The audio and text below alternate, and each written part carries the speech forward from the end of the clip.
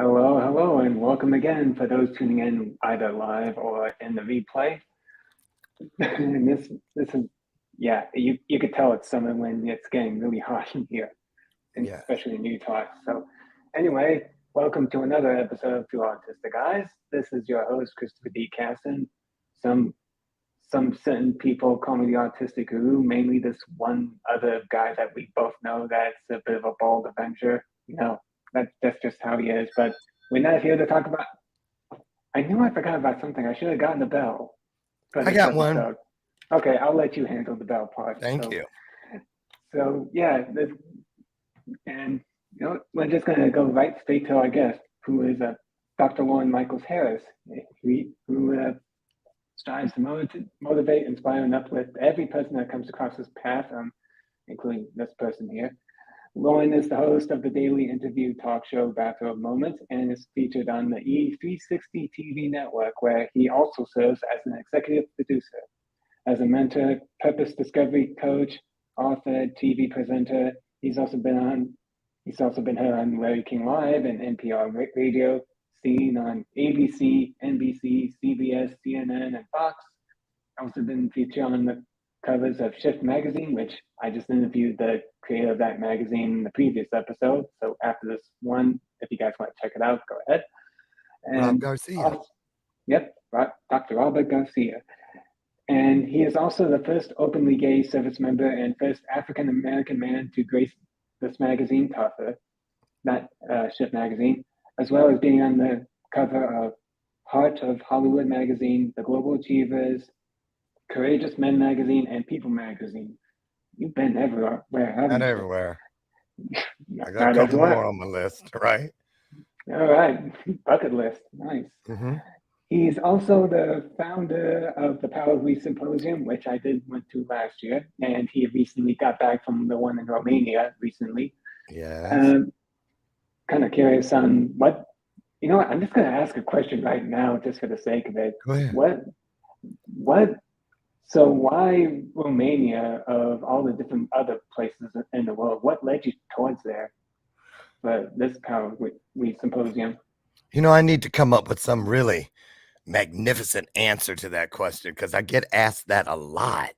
But to be honest, I had been invited to go there and speak solo about a year ago through an organization out of Switzerland. And then I got inside of the culture doing my, my due diligence before I went. And then about, halfway in, they decided they weren't going to go and do it. And I was so already enamored, if you will, with the culture and with the history, with them having come out of communism and everything, and with the orphans and all of that. So of course, that spoke to me.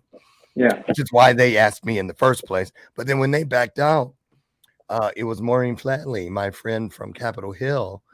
And I was telling her, because she had been kind of a mentor to me about Romania, because she'd been there many times and had lived there for the State Department, working with the orphanage problem. And she said, Loren, well, okay, they're not going, but you don't need them to do this, right? And I had never considered that. And I said, well, it is May. That is the month I usually do the Power of We. There's too much time already invested in Romania to start over to do, to do Power We Chicago. So I said, well, I almost might as well step up and let's just and I started asking my coaching clients, who wants to go to Romania? And surprisingly enough, 11 of them raised their hands and off we went. And it was epic. It was epic. Man, it makes me wonder if you actually bothered to visit the Vlad's castle over there. I heard it's pretty haunted. They did. You're talking about Dracula's castle? Yeah. They went. We had one day off the day before we left, that Thursday. They had a day off. I didn't. I had some things I had to do, some interviews, but a group of them went to that because it was like a 2.5 hour train ride there and back. But they went. As a matter of fact, I haven't seen one picture from. I wonder where they really went. I haven't seen one picture of that castle. That's a good one. Yeah, but anyway, supposedly they went to Dracula's castle, but that, I mean, the entire culture, just wonderful people, beautiful history, uh, inexpensive food. You would love it there. Mm. And just a life changing. Mm. Yeah, right now my next place on my list for international travel is actually northern India, actually around India. Really? 'Cause, yeah, I just feel like I want to have that one of those kind of spiritual type of trips or pilgrimage. Since visit all the Buddhist sites, maybe some Hindu temple places like what was I'm trying to remember. It was like Arunachala, I believe it. It's this holy mountain area in southern India that was also where Sri Ramana Maharshi was. If you ever heard of Oh, him. no, but I want one of those as well, one of those spiritual journeys. I'm thinking about doing one of those Mm, on my own time. mm, Um, some of the people that went on the tour, Amy Joy, for instance, when she went to mm. Romania, it was, I believe she said it was their 63rd country. Oracle, Dominique Oh, Rivera, right, yeah. excuse me, you know, she goes all over the place on these pilgrimages, and I'm a little jealous. You know, I want to go and just kind of baptize myself into some of the spiritual places. So I'm with you on that. Mm. So man, I ask one question and we always get way off topic. That's just how it goes here. What was our topic? Yep. So anyway, Power We Symposium, yeah, and the reason for the Power We Symposium was to celebrate underserved kids of color, which I've been to one of them and had a really great time there. So anyone else join the next one? Lauren also works with an elite group of coaching clients and honoring their divine purpose and then taking that purpose into the world. The Slam the Hammer Mastermind, LMH Coaching Rockstars, and his Elevate Masterclass are all paths which he utilizes his gifts to pay it forward type of mindset. Mm. And his motto is, "You do the work, and I'll provide the stages." And he just recently wrapped up the filming of the movie Heathen, a made-for-television movie which airs on Peacock Network this winter. Oh wait, no, it was last winter. Yeah, Yeah. winter of 2022. Yeah, I need to update that bio. Clearly, that's not your fault. Yeah, yeah. So Yeah, yeah. yeah. So the reason we came here today is, mentoring people on the autistic spectrum, which you definitely have experience with several people. But the first thing I want to get into is what inspired you to get into the coaching world in the first place? Was it some sort of pivotal moment that decided, this is my divine purpose? What exactly got you started? In this work, Yeah. that's a great question. I don't think anyone's ever asked me that. Well, you know, I was seeking clarification, I guess. I wanted to understand why. I knew that, when we go through things that aren't so comfortable in life, I always have known that it's never about just one thing. Mm. So I had already gone through all the crappy mindset, choices. And none of them provided anything worthwhile. So all I had left was to say, well, wait a minute. How can I take everything that I've learned, everything that I've earned, and everything that I still want to achieve in this world and mix them all up in one place and be of service to people? And so I thought, well, storytelling. And that's how the Goldcast video came about. If it hadn't been for that night, and it took a lot for my friends to convince me to audition for Listen to Your Mother, because they'd always only had women talking. It was a Mother's Day thing. And this year, that particular year, they wanted to try and see if they could get some men to talk about their stories with motherhood. And look at you. Aren't you on board? Boy. So I told my story of having had 22 mothers. They thought it was interesting, but I found soon after I started writing it that it was very cathartic. It was very healing. And I got in to the show, but even all the way through the rehearsals and everything, I was on that stage that night. And I nearly ran off that stage 3 times. Somehow the girl sitting next to me, her story of motherhood was that she had had twins. She had twins the year before, and one of them didn't make it. And she was talking about how she grieved it as a mother and whatnot. And somehow she knew every time I was like, okay, I know what I'm going to do. I'm going to go to the bathroom and I'm just not going to come back. I would say that to myself in my head, and she would put her hand on my leg, and then she would bend over and say, Loren, just stay. She did it 3 times. So I took that clearly as a sign and got up and did it. And it turned out to become the Goldcast video, which has millions of views today. And It was a so big break kind of it way. really was. It really was. Yeah, that's exactly what it was. That's how it all began. And well, that started it. And then I decided, well, maybe I could keep doing this. And Brian, we were just dating back then. And I said to Brian one day, I said, who's now my husband, 6 years. I said, Brian, I think I want to be a motivational speaker. And he bought me a book the next weekend when he came to visit. He brought me a book, which is upstairs right now on my nightstand. I still have not read one page of it, but I keep it there because 3 weeks after he gave me that book, I booked my first 3 speaking gigs online on Thumbtack. And a year later, I looked at that book and I was going to start reading it. And I heard greater than, Spirit say to me, Loren, it was never about what was in that book. It was about the book that was in you. But keep that as a reminder to tell others, don't forget when you're looking all over the place. I get great content today. I still hold this book close. I keep it everywhere I go. The Motivation Manifesto. And I'm inside this book all the time, but it's different for me now because when I go in this book, it's after I've looked towards the book that is within me, which is what I want to leave in this world. So that's how it all happened, and that's why the Next Impact came along. Because I said, I want to see if there are other people looking for a door to get in. Because I knew I was. And sure enough, there was a whole bunch of y'all out there. Yep, me included. Yeah. Me included. And we're all, and everybody's still together. Yeah. Even after nearly 5 years now since then. I know. It's just awesome. That's the stuff I love.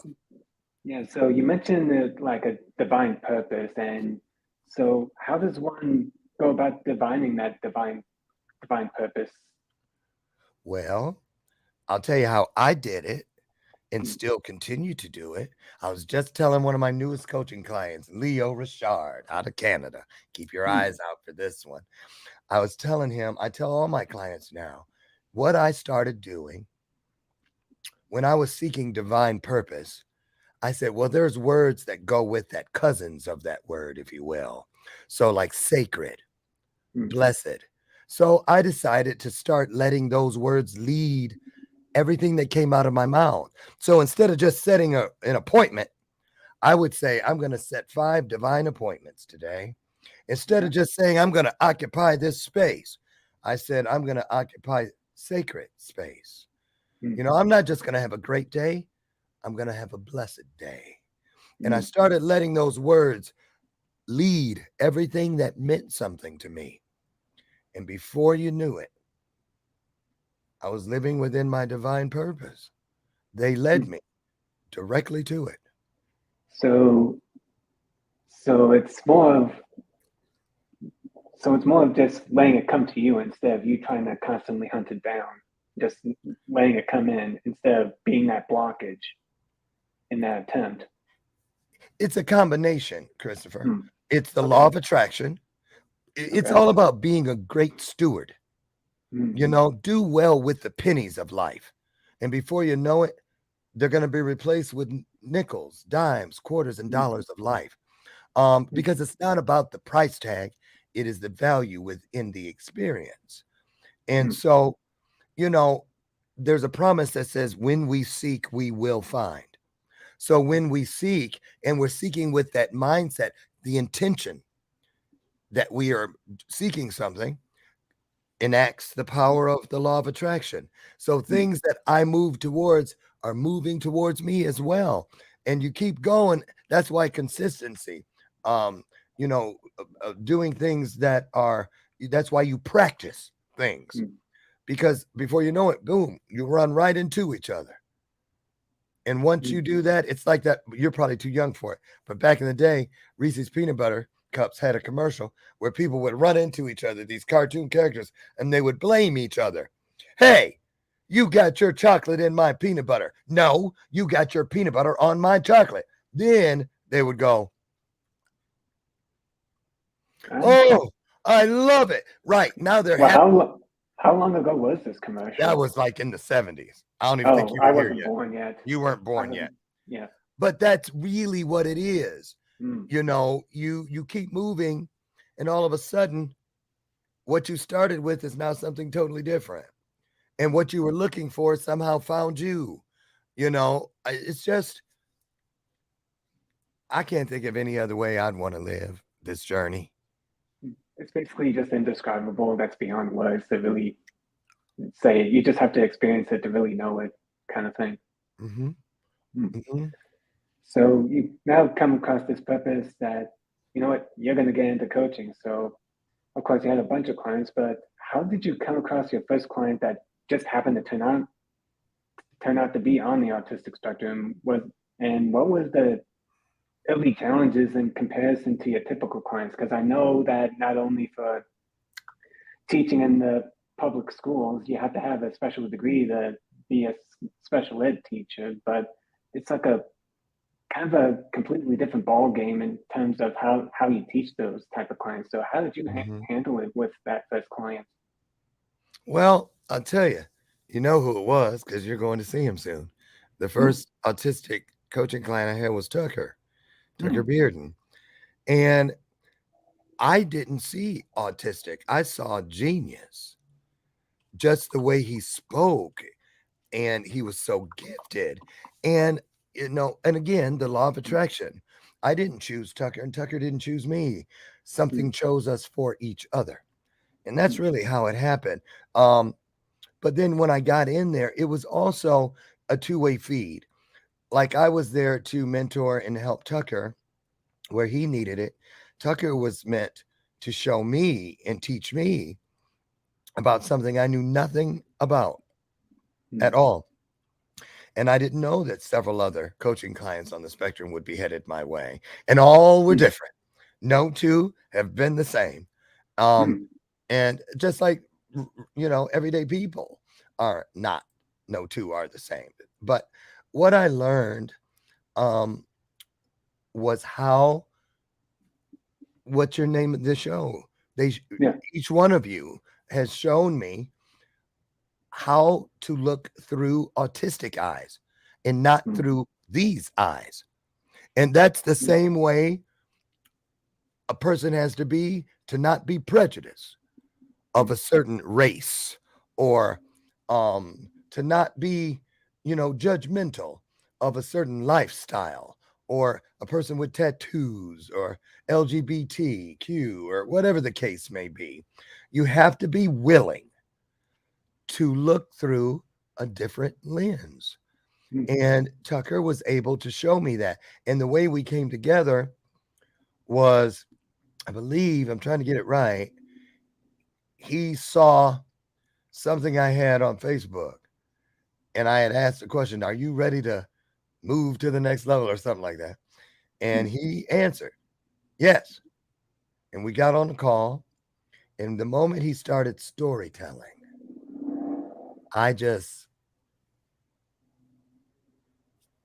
you just couldn't stop to look away. You just had to keep on listening. I was enamored at how talented and how bright. And then my divine gift kicked in, because back when Tucker came aboard, I wasn't quite aware of what was really going on with me, as far as this divine gift of mine. And that divine gift is, greater than God, spirit, source, whatever you ascribe to, provides me brief glimpses into the greatness of certain people. And that's what happened with Tucker. It was like a vortex opened, and I saw all that was within him of that is of greatness. And I was like, dang, did you see that? And then, once you see something, once you hear something, once you've experienced something or been baptized within it, you cannot unhear it. You cannot unsee it. And you should never have to doubt it ever again, because it's the truth. And the truth happens to be the only thing in the universe that I know of that never changes. And so that opened me up to go, well, if there's him, who else is out there? Yeah, like what was his name? I don't know. Let's ask him. What's your name? Oh, Lord. JR, I was getting ready to bring him up, but I was like, I don't know if you even know him, but I forgot you guys were on a JR, wasn't it your Christopher and I are old homies.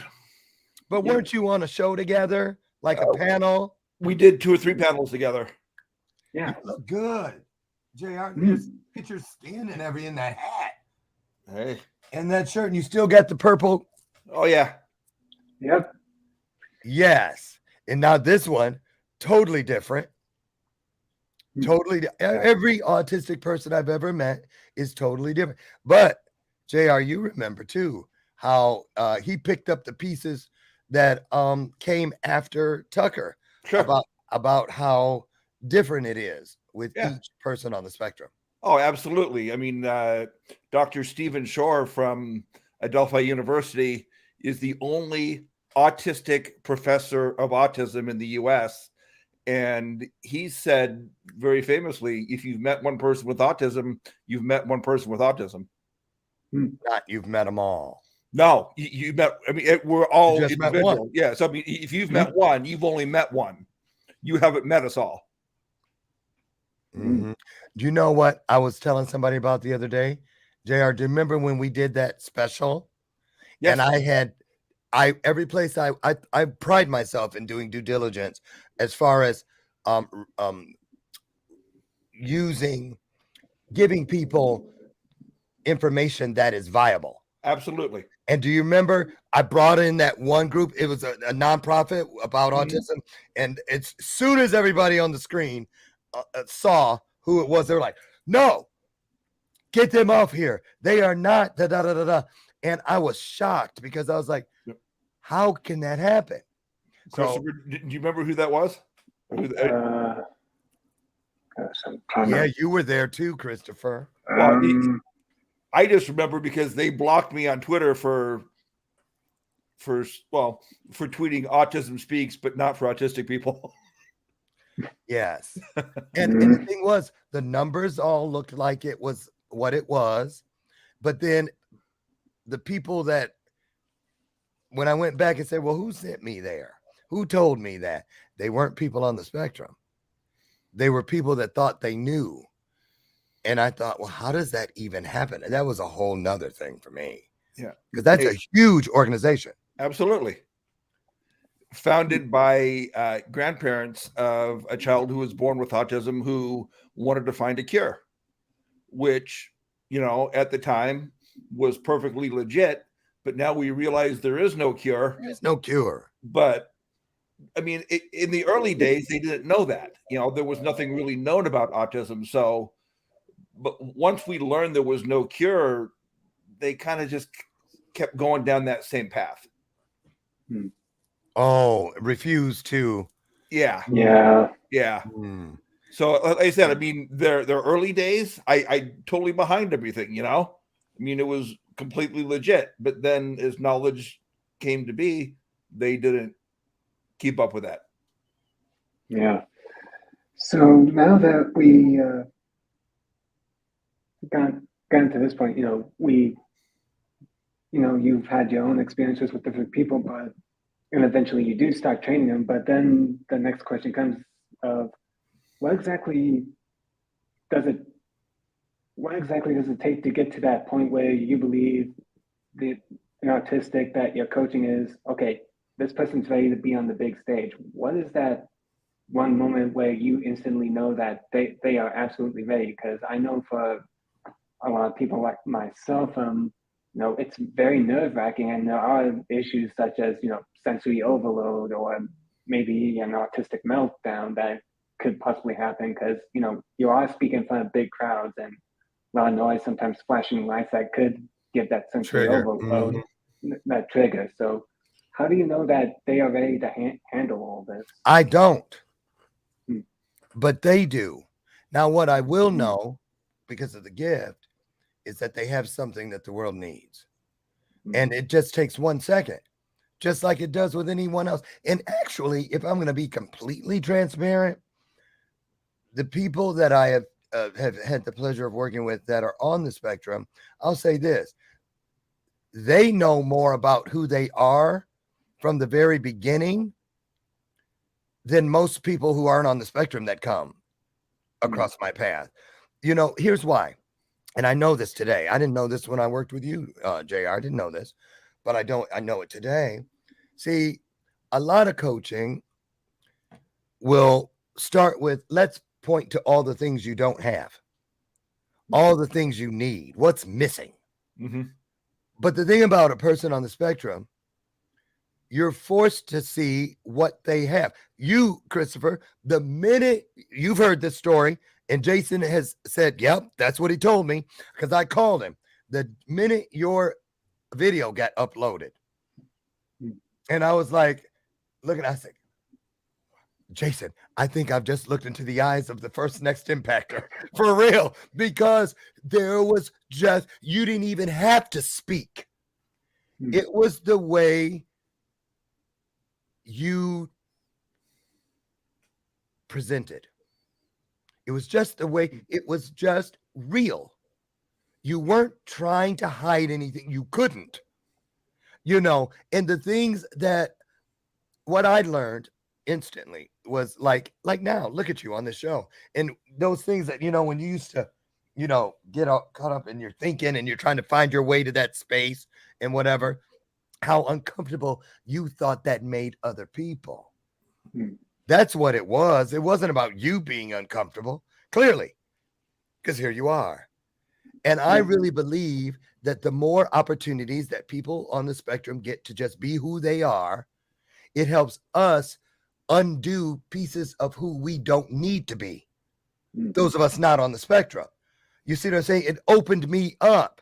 I mean, now, Christopher, when I first started hanging out with you and you would go into those places, or when Tucker came to Las Vegas to speak and all the sound and stuff got him.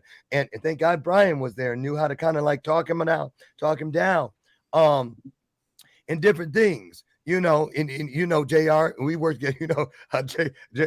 JR's like Bam Bam on the Flintstones.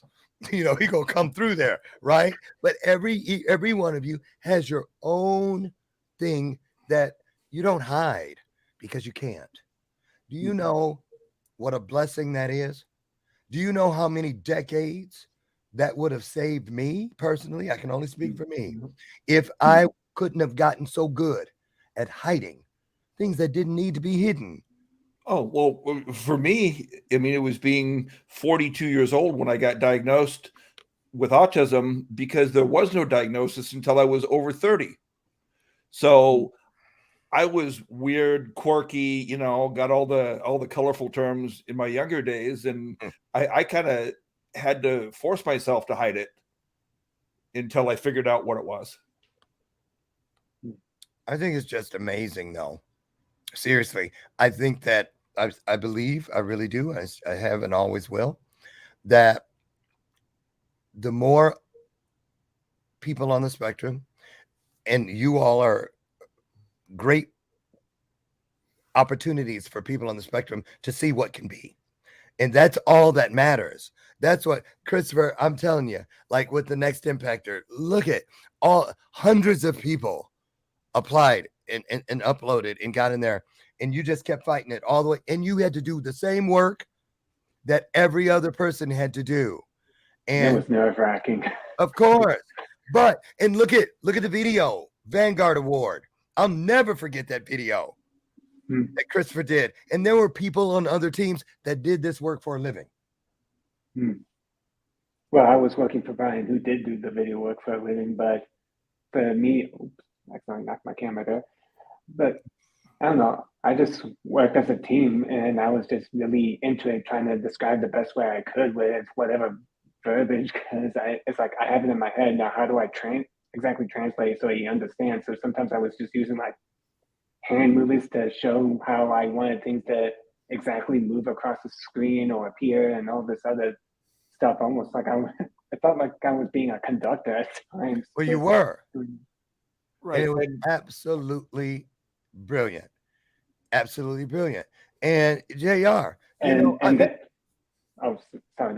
It was just also from years of me wanting to go in the video game business, and me just, even when I was playing video games, I was still studying the cutscenes because they were movie-like in the first place. So that's kind of, it's just me being very observant, just taking it all in. So anyway, sorry to interrupt. No. Back to JR.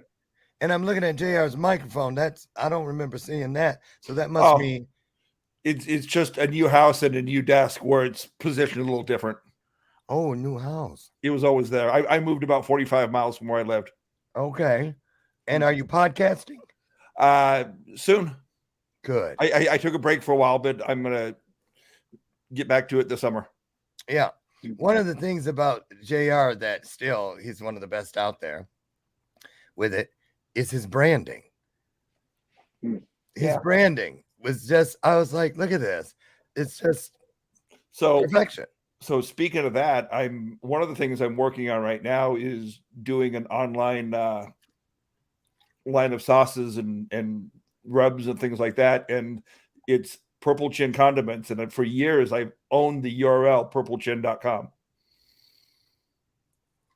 So now I'm going to start doing that in the next few months. Congratulations. Thank you. Oh, are they good? So far. I'm always looking for a good rub. Hey, so far they are. I'm still working on some. I just did ribs the other day, Memorial Day, and had them all bubbling on the grill on Facebook. Nice. I mean, I got up close where you could see the sauce bubbling. I gotta go in and look at that. Yes, I'm gonna tell you. So, I mean, just the creative aspect, and that was another thing. To be honest with you, every person that I worked with that was on the spectrum, they might have been a little timid about certain things, but one thing I can say is they were never afraid. They were never afraid. And that used to boggle me. I'd go, why are they not afraid of this? And all these other people that don't have a reason in the world to be afraid of this. We are afraid. We are afraid. We hide it. We mask it. Well, you do a great job of it. Yeah, but then when the camera goes off, it's us being in the corner crying on the floor almost sometimes. Oh, well, shoot. So I don't think we're any different than neurotypical people in that way. We've learned to hide things better. And I agree. I believe that. But yeah, just such a learning experience though. And that's another thing. Every single one of you was so willing to teach as well as learn. Mm-hmm. And that's kind of where I started picking that part up about, it's important that as you grow into the teacher, that you don't leave the need to be the student behind. Mm-hmm. And I think that's where a lot of us lose it.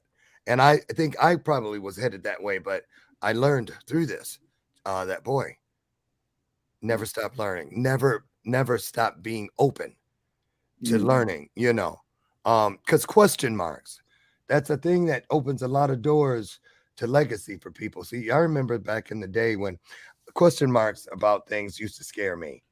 Oh no, what makes me think I can do that? Or, but now, now if I don't see a question mark, I know that God isn't in it. Because now I know it's not ego based. Oh, you got this, Loren.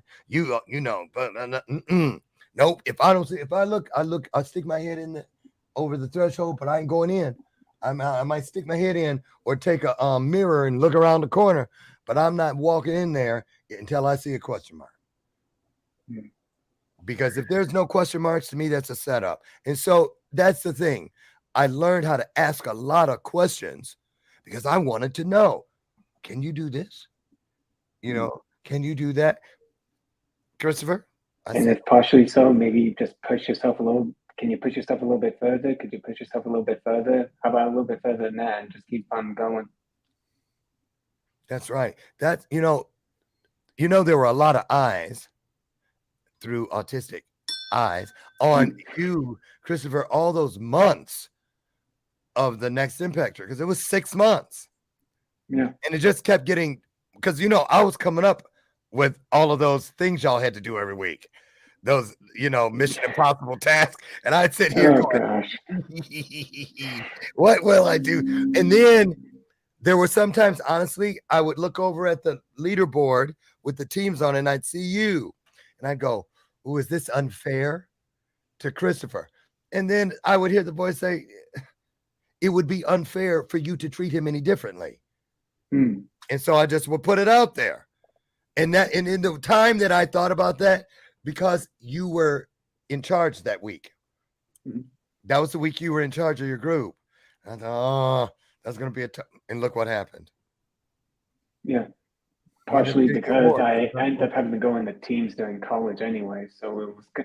And also I was a gamer, of course. So I played a lot of one particular MMO where you basically had to cooperate with other people in order to progress, or else you weren't going to get it anywhere. So for me, learning to cooperate with other people, even if it's just online, that basically contribute to me being, I guess, learning how to be a team player.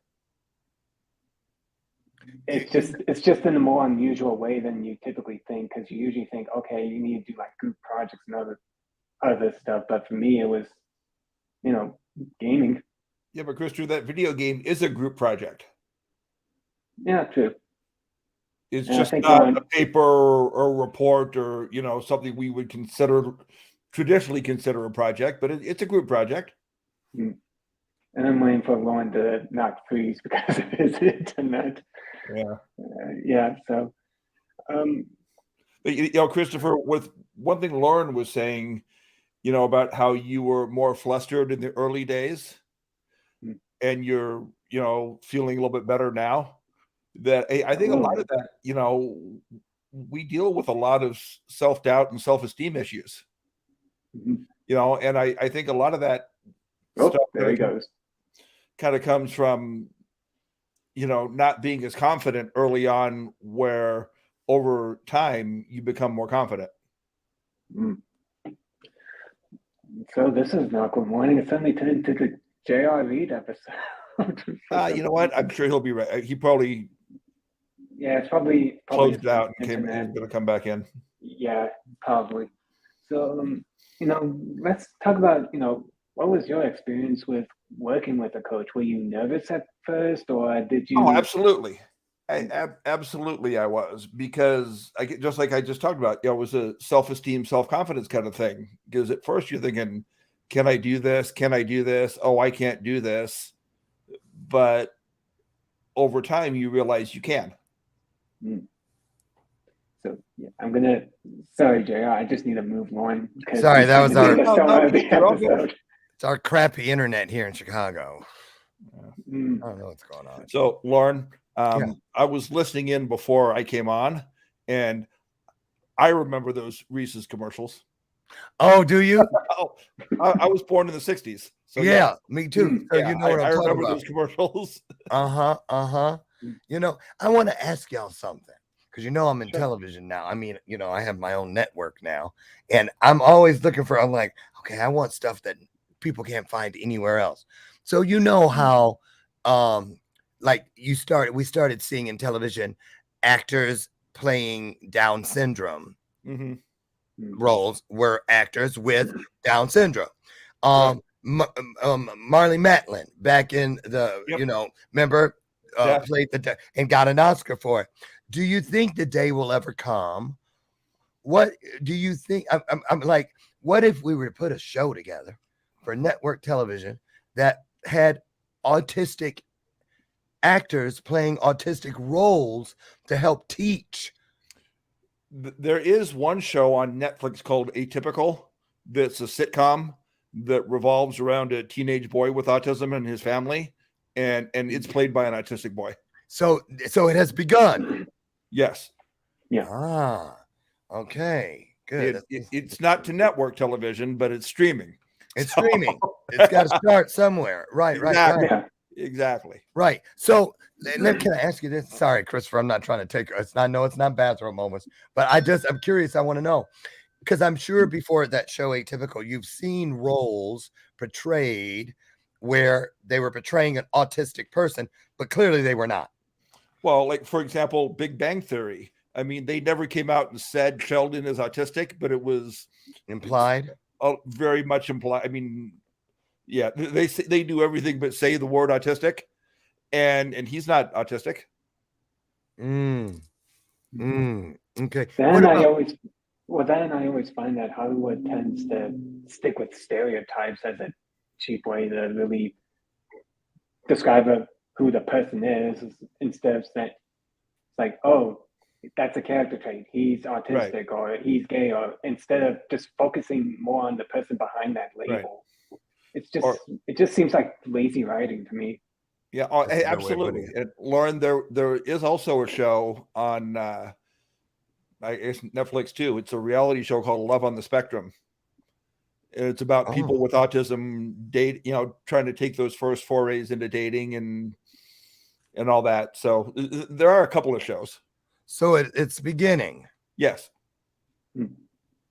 So when you watch those JRs, I know you've seen them because you brought them up. Mm-hmm. Christopher, are you familiar with those? I've heard of them, but I haven't watched it because mainly I've just been busy working, so I've just been cutting off Netflix. I've just been more addicted to the YouTube recently for some reason, but yeah. Nothing wrong with that. Do you think, JR, since you've seen it, do you think that that's a viable platform? Oh, absolutely. To help people understand? Absolutely, because my whole belief is, and I'm sure you'll understand this, that people fear what they don't understand. And people don't understand autism, so people back off from people with autism or learning about autism because they're afraid because they don't know what it is. Yeah. Yeah. So, yeah, I absolutely think if more autistic people play openly autistic roles, that would be amazing. Or even more people just going out of their shells and just being able to do stuff like, public speaking, getting a coach. And you know what, JR, I want to ask you this.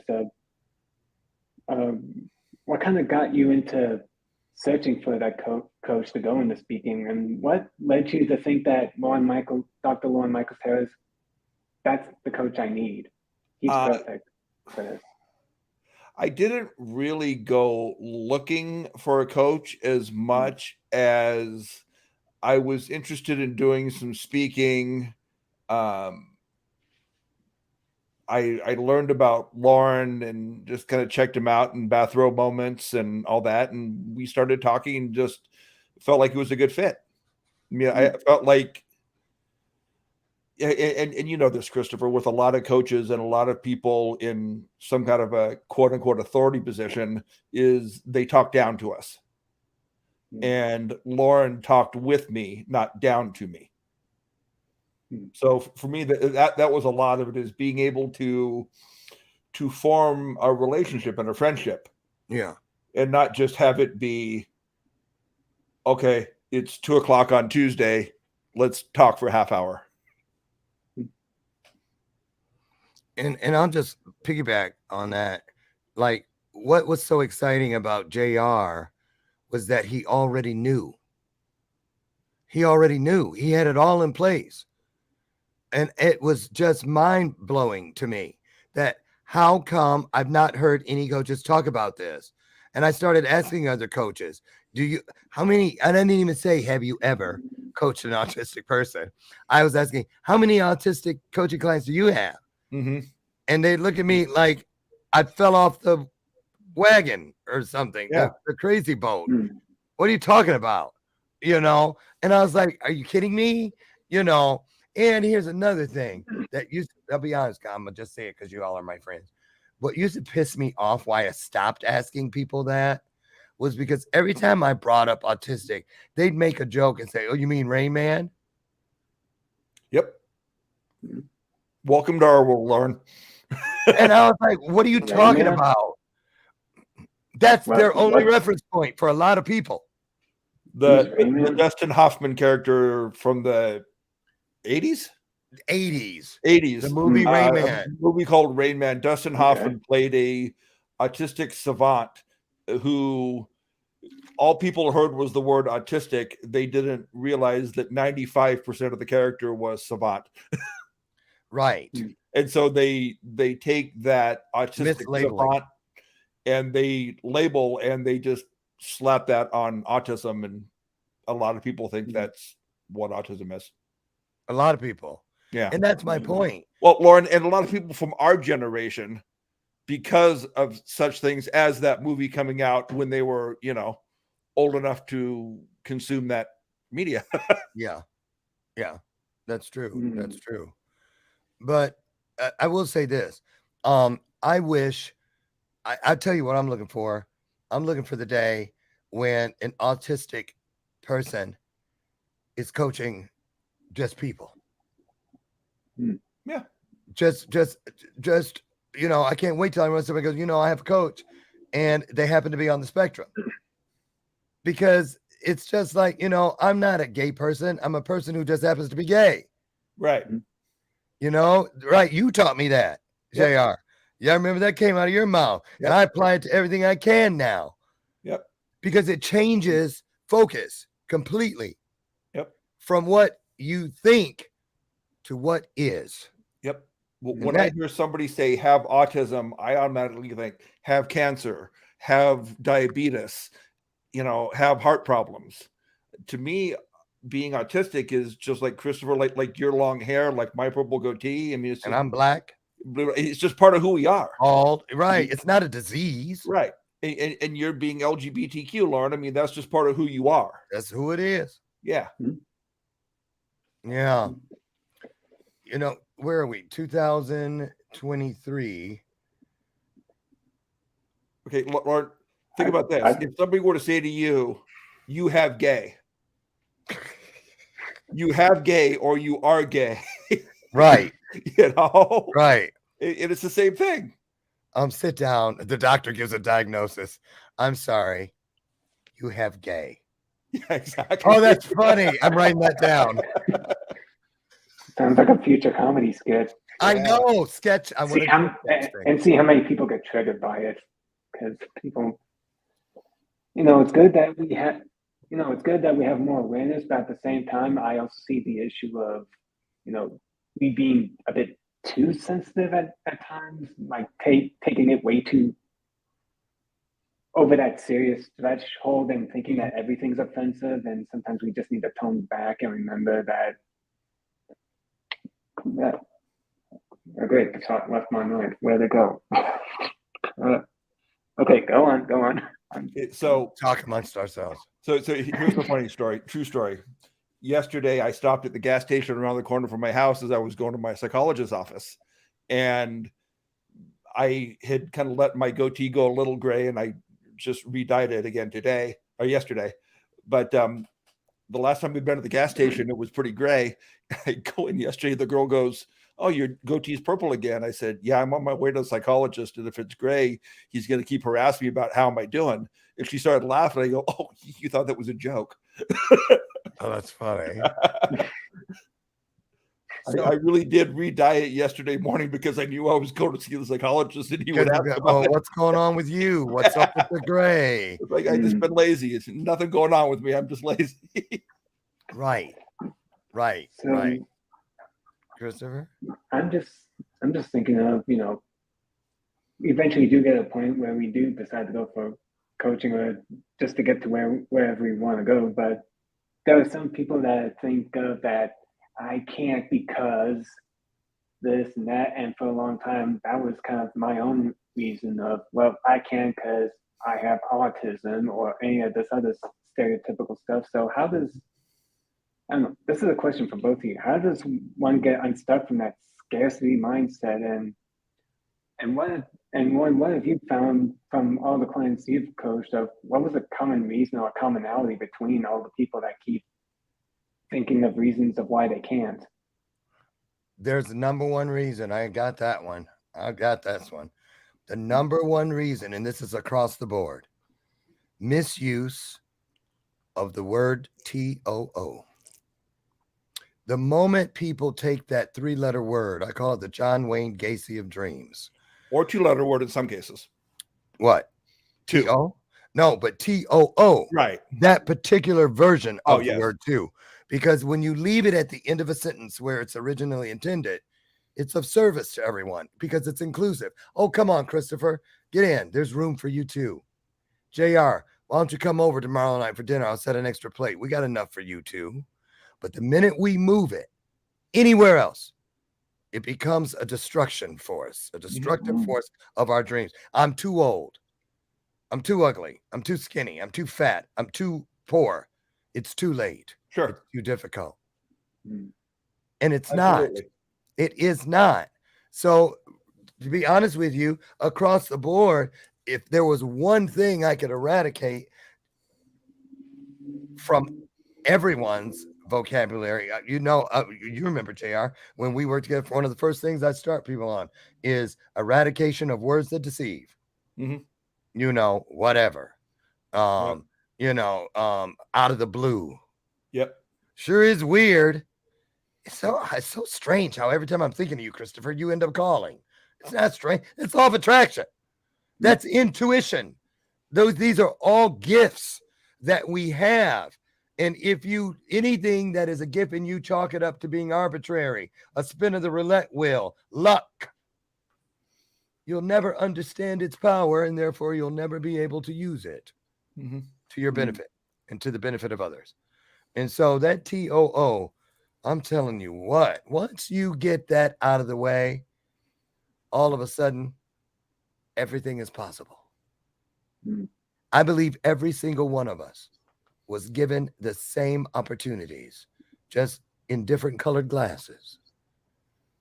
That we can eat from the same bountiful, buffet. We just eat off different plates, different patterns of the china. But what we need to consume to be able to heal and grow and teach and show is equal opportunity employer. And we have to be patient because purpose works on a need to know basis. When you're ready, it will come. It will. Yep. So, and I also, last thing I'm going to say is this. I already know, just like my ADHD, I believe anything that comes under mental health is actually mental wealth. These are superpowers. Once we remove the stigma and the lies and the innuendo and all the things that make it seem other than what it is, once that is off the table and people see what's really inside these things, they're going to see that they have superpowers. My ADHD, I create shit 24 hours a day. This used to be a basement.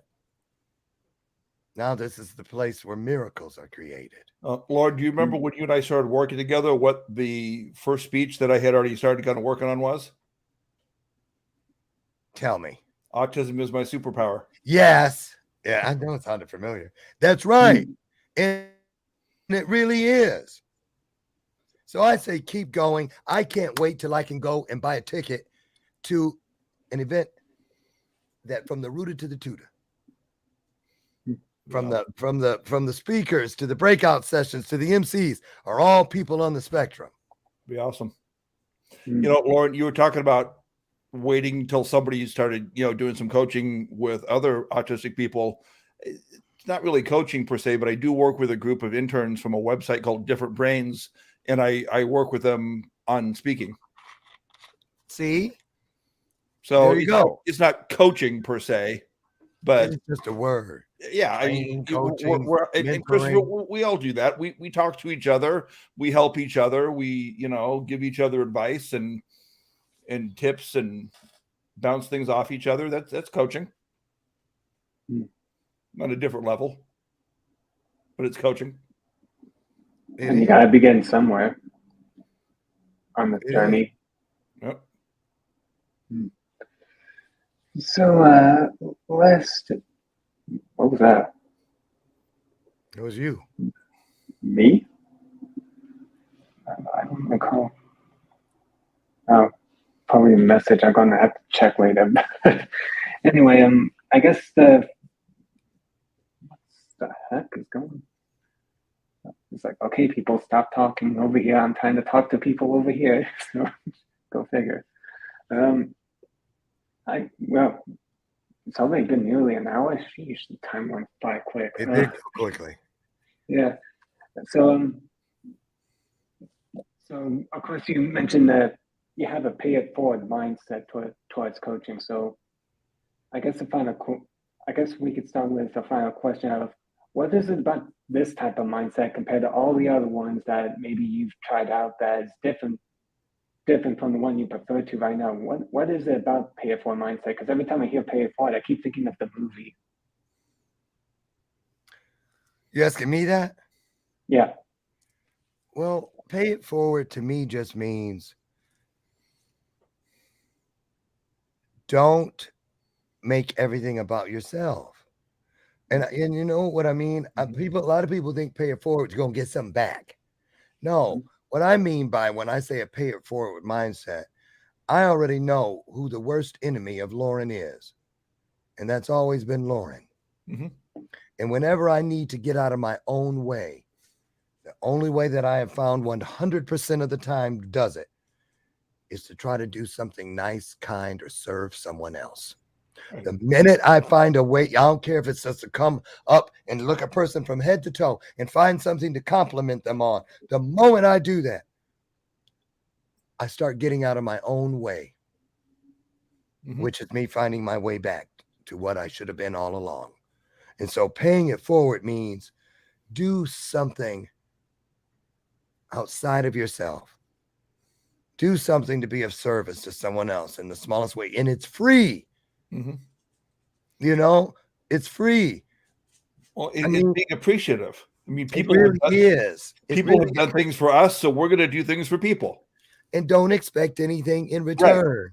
Right.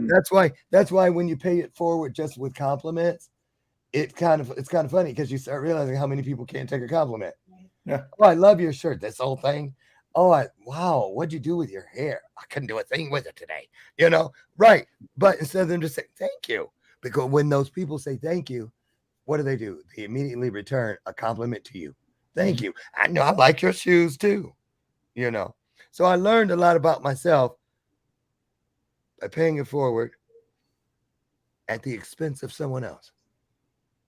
You see what I'm saying? Right. Right. And it was easy, and it became easier. And I learned.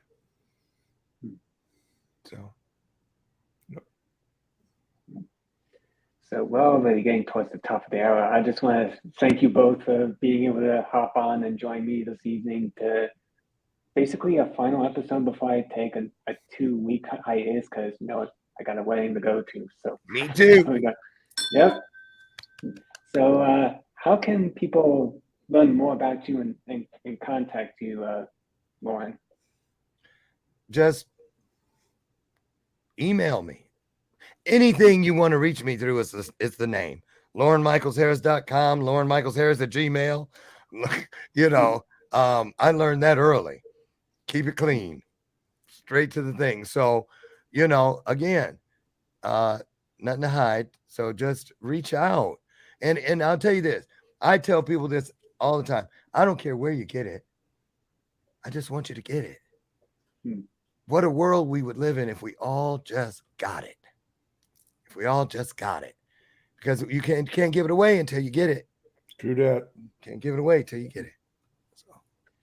So Jeremy, this is your opportunity to say, how can people contact you and learn more about, I know you did not weird, but autistic, but you also have My Autistic Kitchen. I'm working on a project, My Autistic Kitchen, where it's going to be a sensory friendly food blog because I just can't go to a typical food blog because there's so many pop-up ads and bright colors and videos that start when you open the page, and there's so many of us on the spectrum that deal with sensory issues. So I'm working on that, but not weird, just autistic.com is where people can find out more.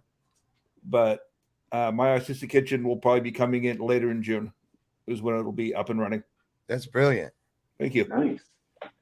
So anyway, thank you all who tuned in either live or listening in on the replay, or for those listening on the podcast version. And again, this is Christopher D. Casson. Some call me the Autistic Guru. And you know what? See you next time. So take care. Thank you. Yep.